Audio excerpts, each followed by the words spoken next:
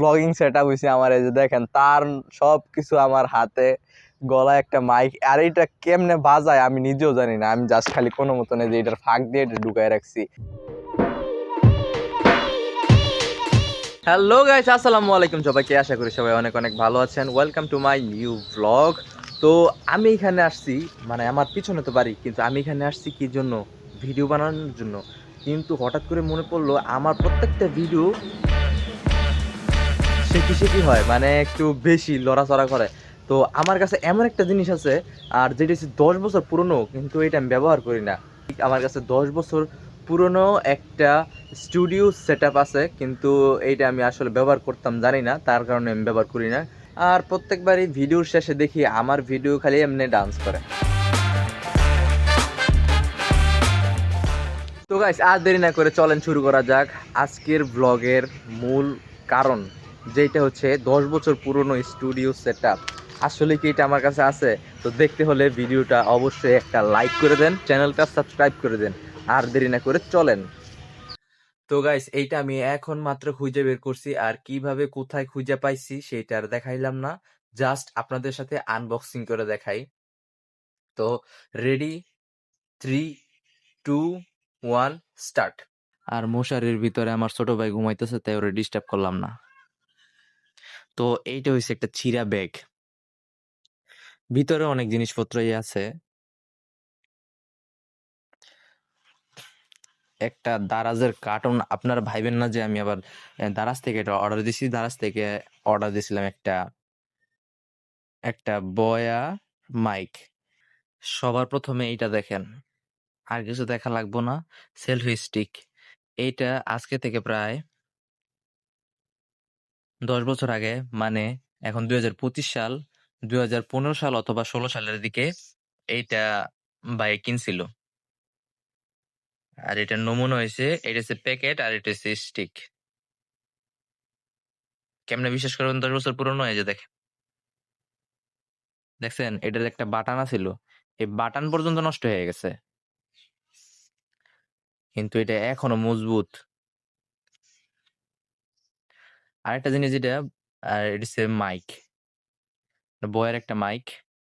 তো এই মাইকটা আমি 1 বছর আগে কিনছিলাম, কিন্তু এটা এখন পর্যন্ত অনেক ভালো। মাঝে মাঝে ব্যবহার করি, যেমন ধরেন ভয়েস ওভার দিলে এই মাইকটার ব্যবহার করি। আর এই সেলফি স্টিকটা এখনো মোটামুটি বেশ শক্তপোক্ত, জাস্ট হালকা একটু ফাইটে গেছে। দেখেন, জাস্ট হালকা একটু ফাটল ধরছে সাইড দিয়ে, এটা একটু লুজ হয়ে গেছে। আর নাইলে পুরোপুরি কিন্তু এটা আমার ব্যবহারযোগ্য। এই পরশকে। তো এগুলো আমি এখন সেট আপ করে দেখবো, মাইক টেস্টিং কইরা, আর দেখবো আমার পিছনে কতটুক জায়গা নিয়ে ভিডিও করতে পারি। তো চলেন আর দেরি না করে শুরু করা যাক।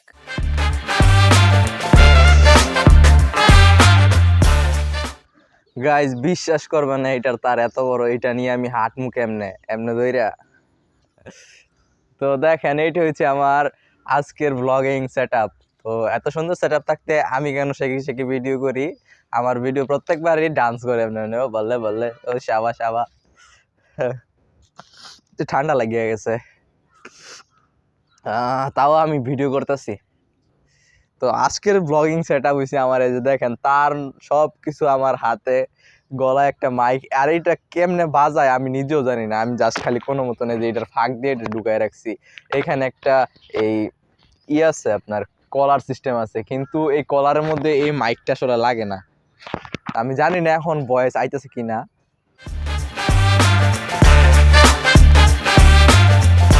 দেখেন আসলে এটা কতটুকু বড় হইতে পারে। আমার পুরা দেখা যায়, আমি নিশ্চিত আমার পুরা দেখা যায়। আমার মোবাইলে মানে ওয়াইড অ্যাঙ্গেল লেন্স নাই, মেইন ক্যামেরা দিয়ে ভিডিও করি, তাই আমার মুখ একবার সামনে থেকে জাস্ট ক্রপ করে দেখায়। কিন্তু এটা দিয়ে যদি আমি ভিডিও করি, তাইলে আমার আশেপাশের কি নিয়ে দেখাইতেছি সবকিছুই দেখা যাবে, আমি নিশ্চিত, আমি গ্যারান্টি। আর মাইকটা অনেক বালা। এই ঠান্ডা রে, কি ঠান্ডাটা লাগছে! হালকা রাত্রি করে বৃষ্টি নামছে, আর বৃষ্টি ভিজি না আমার ঠান্ডা লাগাই দিছে, এটা কোনো হইলো গাইস? সেই রকম।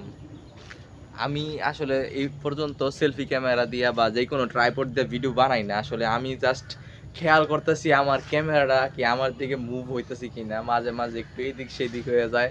তার জন্য দুঃখিত। দু একদিনের মধ্যে এইটাও সুন্দর হয়ে যাইব। তো গাইস, এই সেলফি স্টিকটা অনেকটাই মজবুত আর এটা অনেক ভালো, কিন্তু সমস্যা হয়েছে এটার যে বাটন ছিল একটা সেলফি স্টিকের, তো ওইটা দিয়ে কিন্তু আমি ভিডিও মানে এখান থেকে চাপ দিয়ে ভিডিও অন করতে পারতাম, কিন্তু আমার এখানে হাত নিয়ে ক্যামেরা টাইন না, তারপরে ভলিউম বাটনে চাপ দিয়ে তারপরে আমি প্রত্যেকবারের মতনই ভিডিও চালু করতে হয়। যদিও আমি সেলফি স্টিক দিয়ে ভিডিও শ্যুট করতেছি, কিন্তু আমার ভিডিও আবারও শেখি শেখি হইতেছে আমি জানি, কারণ সেলফি স্টিকটা যখন বড় করি তখন এটা বারবার এমনি মানে একটু ভাইব্রেশন হইতেছে। তো আমি এটা একটু ছোট করে নিলাম, কিন্তু এখন আপনারা বলবেন কমেন্টের মধ্যে, আমি এটা দেখবো না, এখন আপনারা জাস্ট বলবেন এটা কি আসলে বেশি শেখি শেখি করতেছে নাকি নড়াচড়া করতেছে নাকি।